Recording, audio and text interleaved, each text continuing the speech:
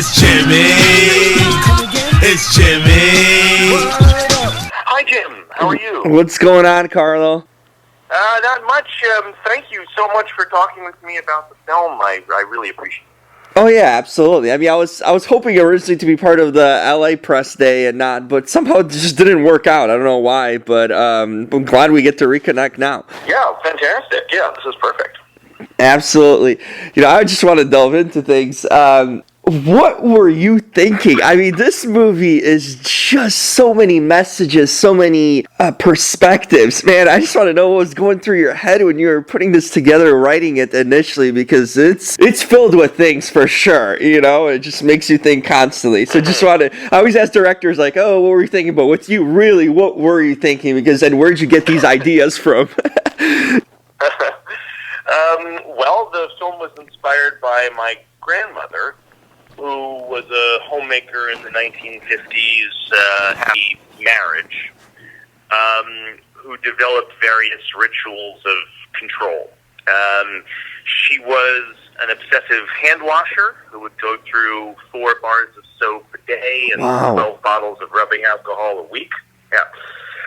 And, I think she was looking for order in a life she felt increasingly powerless in. Mm-hmm.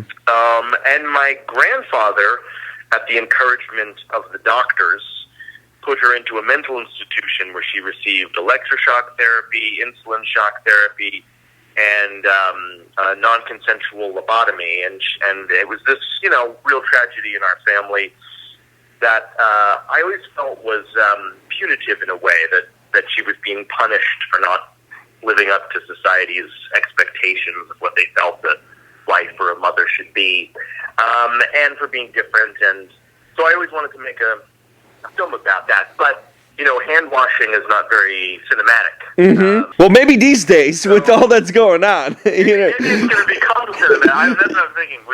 Maybe it will become cinematic. So I remember seeing all of the contents of a patient's stomach who had mica, these objects that had been surgically removed, and they were fanned out on this table, a little bit like an archaeological dig. And I was fascinated, and I wanted to know more about what drew the patient to those artifacts. It almost felt like something mystical, like a Holy Communion.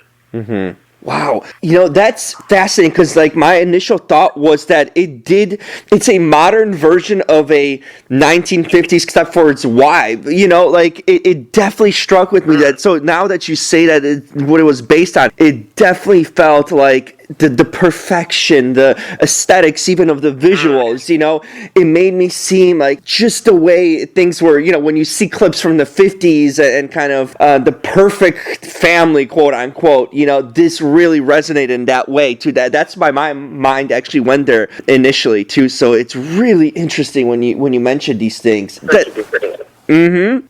Another thing that's comes through too when it comes to ideas and stuff is the objects. How much time did you take to focus on the object? Because it's literally particular. Every time I feel like every object, the way they are introduced in the movie and along the path that they are, I feel it had a purpose. It's not just random object kind of thrown in, I felt. I wanted to ask you about that because I thought it was very interesting when you see the character, just the hunter's character, using different objects. Starts with a marble and then it just kind of escalates to more dangerous and kind of crazier things. Tell me about the objects, how you kind of came about them and your placing of them. Well, I'm so glad that you noticed the attention to detail with the objects because, I'm obsessed with all the intricate aspects of telling a story. I believe that every single detail, no matter how small, in a film is an opportunity for storytelling. Mm-hmm. And I was extremely fortunate to work with an amazing production designer, Aaron McGill, who felt the same about those things, as well as my amazing cinematographer, Caitlin Arsmendi, and Leanna DeBroja, our wonderful costume designer. So when choosing the objects, I really wanted each one to be like an emotional memory I wanted each object to have its own emotional flavor, if you will. So the marble, hear the distant sounds of birds on a beach and people laughing, and it's supposed to call Hunter back to a moment of nostalgia, perhaps a memory of an earlier incident of happiness that she'd forgotten. And there's something about the marble that's kind of prismatic, like a talisman from the ancient world. And I like the idea that the marble would kind of draw her into that memory from the past. Whereas the thumbtack is much more of like a dangerous liaison. And you can hear it kind of whispering to her in the sound design. And of course, Haley Bennett's tour de force performance, tells the story of what Hunter is seeing in each object. You can see it perfectly rendered in Haley's eyes as she gazes at the objects, or in her movements and reactions. And each object is precipitated by some kind of event that propels Hunter into the compulsion, is the arms of the compulsion, if you will. Went through. No, you go. We kind of mentioned about the production, the design, and the set. I just felt that really stood out in this movie, too. The look of this movie is so elegant and crisp. I just felt it had this very astute, very rich and colorful look to it, even though almost poshy, like very posh in every sense, and the spacing too. I love the spacing, like when a Hunter's sitting in a room and you kind of see these vast hallways or vast living rooms. I just felt really the spacing you used in the movie, how almost she becomes isolated, her character, in the setting of where she's placed. At least that's how it's showed on screen, cinematically, with the cinematography of it. Talk about like being particular about things, but the cinematography is just so particular too, and you can take away so many bits of the story without even listening to it, just by observing where especially Hunter is, in the setting and what's around her and how everything looks around her. Tell me about these particulars, because I thought that was another really juicy element about this movie that really stood out, was noticeable, the look of it. Oh, well, I'm so thrilled to hear you say that. I was incredibly fortunate that, our cinematographer, Caitlin Arizmendi, decided to capture Hunter's story through her magnificent painterly frame.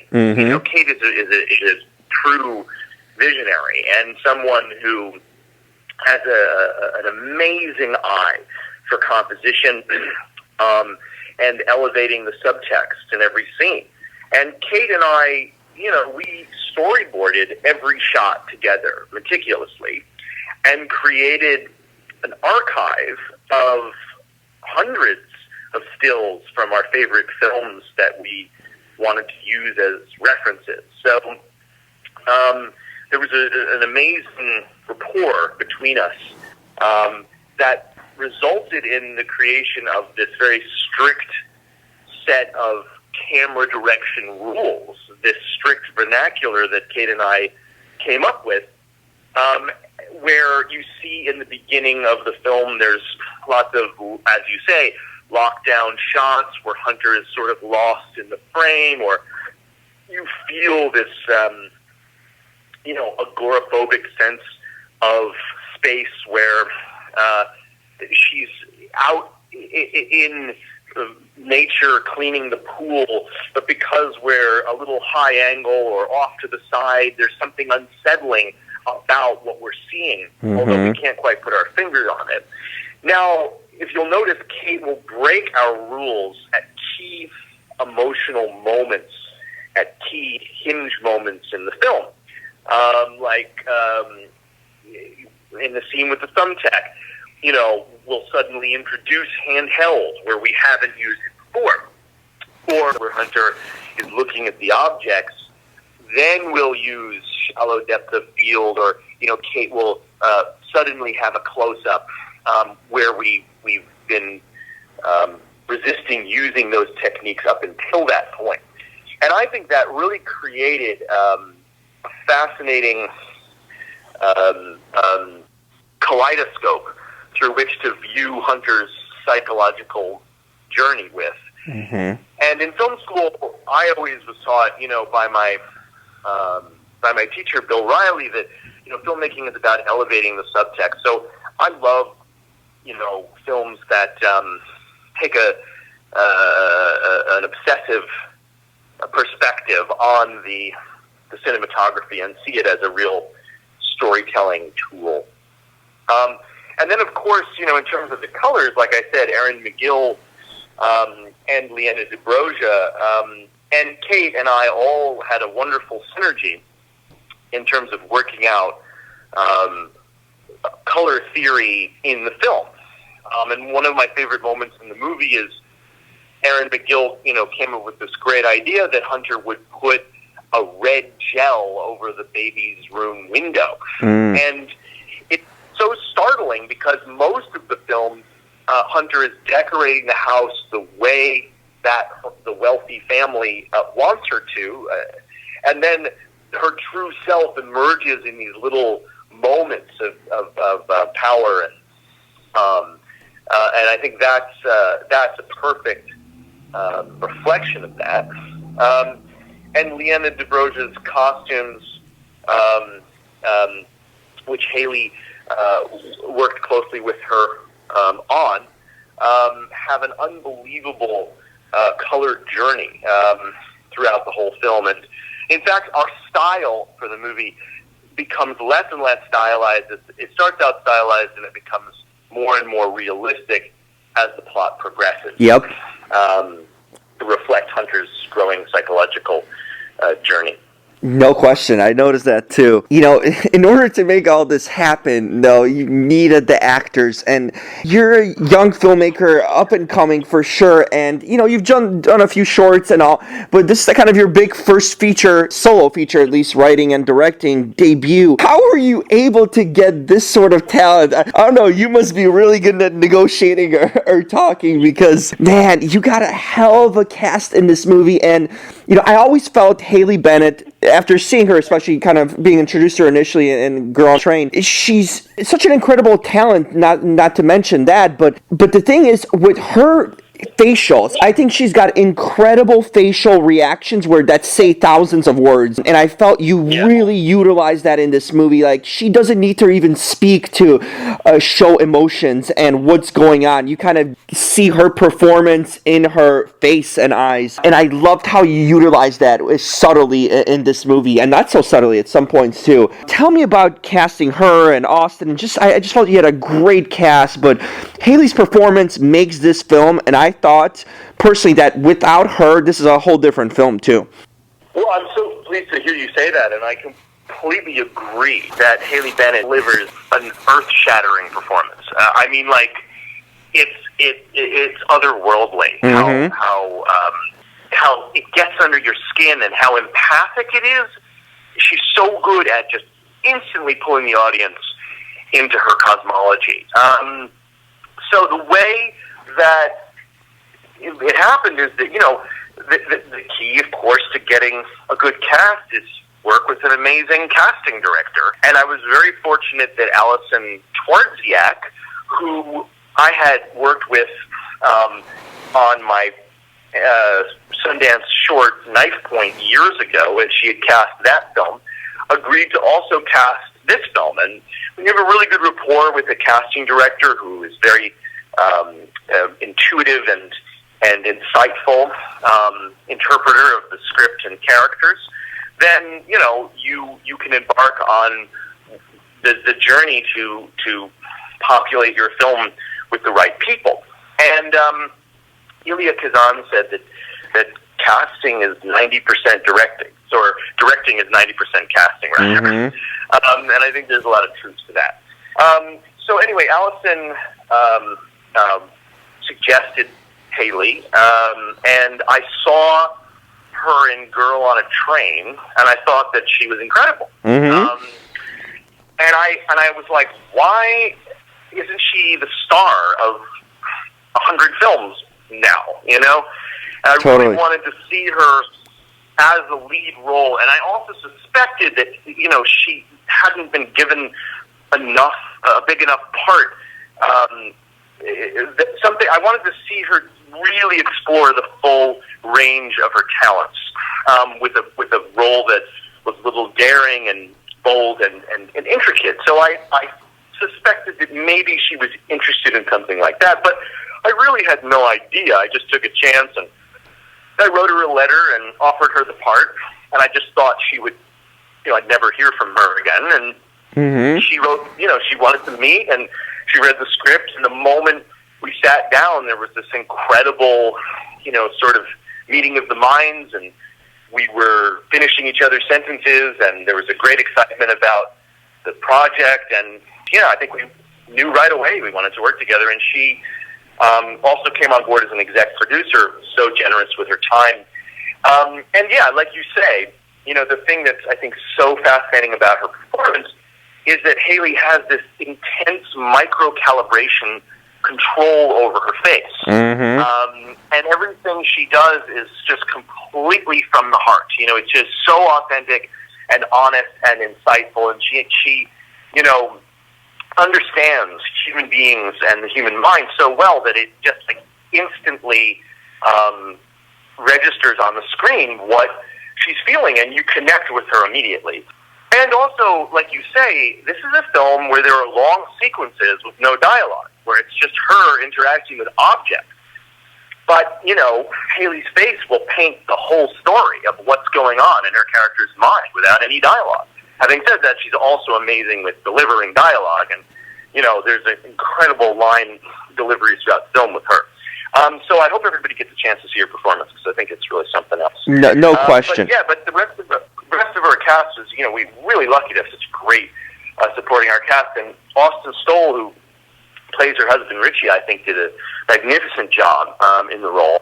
And he, you know, he imbues Richie with, you know, so many interesting nuances where you see his affection for Hunter, but you also see how desperately he's trying to control her and trying to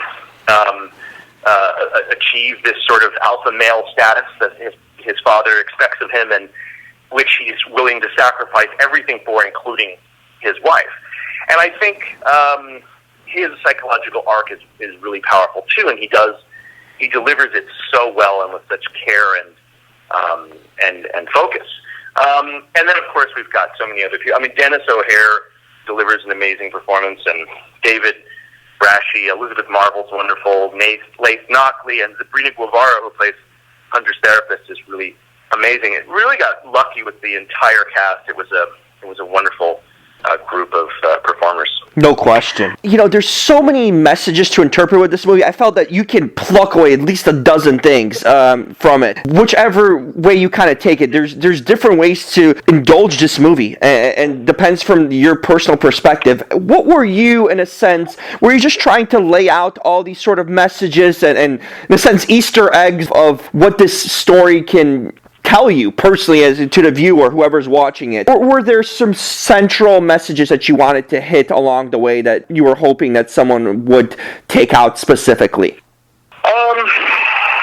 It's interesting. I remember, you know, when I was working with my amazing editor, Joe Murphy, we talked a lot about